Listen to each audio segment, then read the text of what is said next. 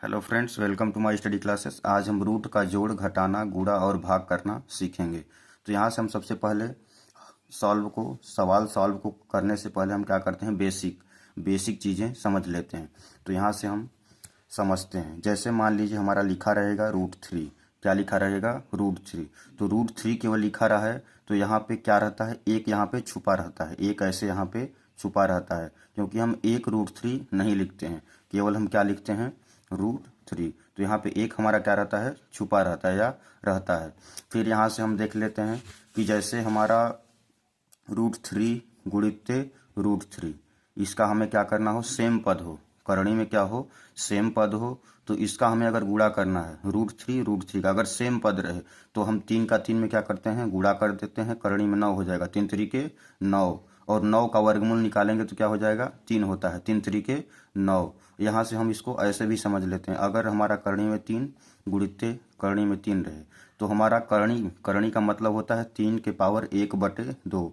करणी का मतलब क्या होता है, 1/2। तो यहाँ से 3 के पावर 1/2 गुणित 3 के पावर 1/2, करणी का मतलब क्या होता है, 1/2। तो यहाँ से हम घातांक का रूल लगा देते हैं। अगर हमारा आधार क्या है, 3 यहाँ भी है, 3 यहाँ भी है, तो अगर घात हमारा आधार बराबर है तो घात घात जुड़ जाता है। तो यहाँ से हो जाएगा 3 1/2 प्लस 1/2, यानी कि आधा और आधा जुड़ेगा तो 1, यानी कि 3 के पावर 1, तो 3 के पावर 1 यानी कि 3 ही होता है।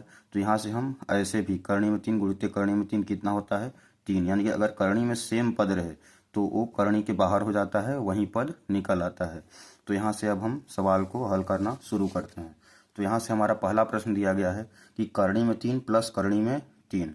तो यहाँ से हम करणी में 3 जोड़ेंगे तो यहाँ से एक हमारा यहाँ पे छुपा रहता है। तो 1 और प्लस 1 हम दोनों क्या करते हैं, बाहर वाले को जोड़ देते हैं। तो 1 और 1 कितना हो जाएगा, 2, और 2 करणी में 3 है तो करणी में 3, यानी कि हो जाएगा यहाँ पे 2 करणी में 3। और नेक्स्ट प्रश्न है हमारा यहाँ पे 2 करणी में 5 प्लस करणी में 5। यहाँ पे क्या है, सेम पद है, करणी में क्या है, सेम पद है, तो वहीं जुड़ेगा, जो सेम पद रहेगा वहीं जुड़ता है।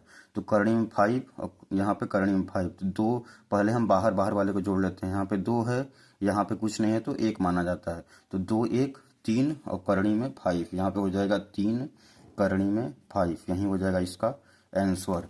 और नेक्स्ट प्रश्न है हमारा 4 करणी में 2 प्लस 3 करणी में 5। यहाँ देख रहे हैं कि करणी में क्या है, अलग अलग पद है, समान पद नहीं है। करणी में 2 है, करणी में 5 है, तो ये हमारा नहीं जुड़ेगा। यहाँ पे ये ऐसे ही 4 करणी में 2 प्लस 3 करणी में 5, यही हो जाएगा इसका आंसर, यही हो जाएगा इसका आंसर, क्योंकि क्या है, करणी में पद अलग अलग है।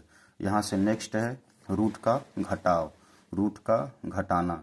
तो यहाँ से रूट का घटाना के लिए हम क्या करते हैं, करणी में 3 माइनस करणी में 3। यहाँ पे क्या है, सेम पद है करणी में, यहाँ पे एक बाहर रहता ही है, तो करणी में 3 माइनस करणी में 3 अगर इस तरीके से रहे तो हमारा क्या हो जाता है, 0 हो जाता है।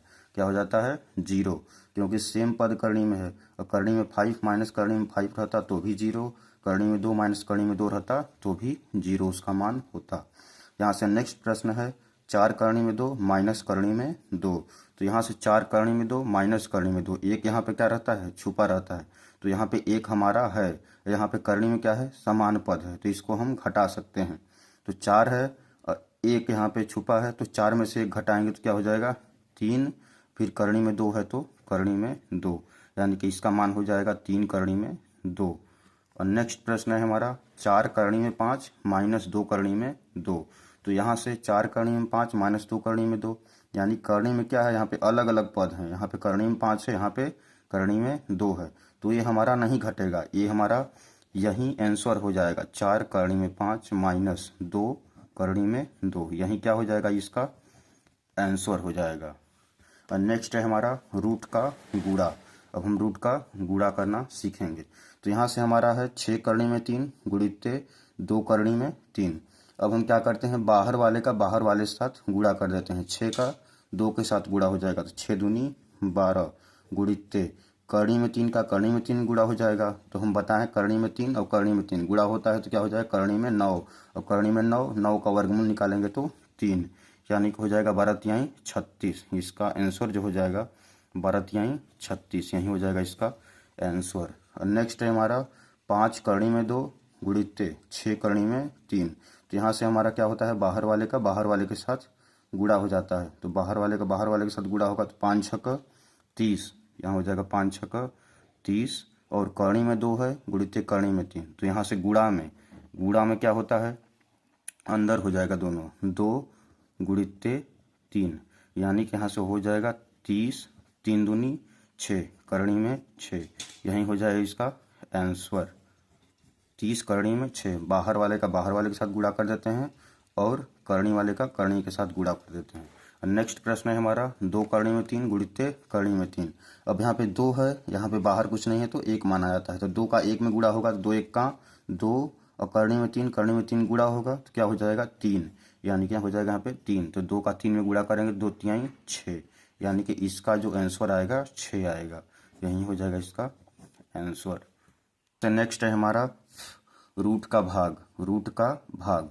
तो यहाँ से करनी में 3 भागे करनी में 3 है, यानी कि करनी में क्या है, समान पद है। करनी में 3 भागे करनी में 3, तो यहाँ से हम लिख सकते हैं भाग है तो करनी में 3, भाग को हम क्या लिख सकते हैं, बटे के रूप में लिख सकते हैं, यानी करनी में 3 बटे करनी में 3। तो यहाँ से समान पद है तो करनी में 3 और करनी में 3 क्या हो जाएगा, कैंसिल हो जाएगा, क्योंकि समान पद है। तो यहाँ से हो जाएगा हमारा 1, क्या प्राप्त हो जाएगा 1, यानी करनी में 3 भागे करनी में 3 क्या मान हो जाएगा 1। अगर यहाँ पे करनी में 5 भागे करनी में 5 होता तो उसका भी मान 1 हो जाता, या करनी में 2 हो करनी में 2 हो, या अभाज्य संख्या होती है सेम पद, तो यहाँ पे मान 1 हो जाता है। और नेक्स्ट है हमारा 3 करनी में 3 भागे करनी में 3। तो यहाँ से हम इसको लिख देंगे 3 करनी में 3, और भागे है तो बटा लगा देंगे करनी में 3, यानी कि करनी में 3 से करनी में 3 कैंसिल हो जाएगा। तो यहाँ से मान प्राप्त हो जाएगा 3, यही हो जाएगा इसका आंसर। करनी में 3 क्या है, समान पद है। करनी में समान पद है तो ये कैंसिल हो जाएगा, भाग के रूप में है, बटे के रूप में है। तो फिर यहाँ से नेक्स्ट है 4 करनी में 15 भागे 2 करनी में 3। तो यहाँ से हम इसको हम ऐसे लिख सकते हैं 4 करनी में 15 बटे, भाग है तो बटे लगा देंगे 2 करनी में 3।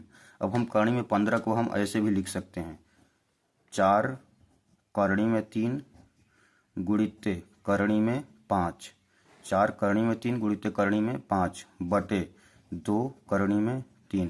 क्यों, क्योंकि हम करनी में 3 गुणित करनी में 5 है तो गुणा करेंगे तो 5 तिहाई 15, करनी में 15 ही आ जाएगा। हम करनी में 15 को ऐसे लिख सकते हैं करनी में 3 गुणित करनी में 5। अब क्या होगा, करनी में 3 और करनी में 3 कैंसिल हो जाएगा, और 2 से 2 1 का 2, 2 दूनी 4, ये हमारा कट जाएगा, 2 1 का 2, 2 दूनी 4। तो यहाँ से जो आंसर आएगा 2 ऊपर बचा और करनी में 5, यही हो जाएगा 2 करनी में 5 बटे 1 है।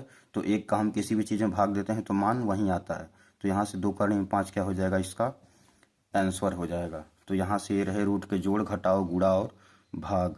वीडियो अच्छा लगा हो तो चैनल को लाइक, सब्सक्राइब एंड शेयर करें। ओके, धन्यवाद।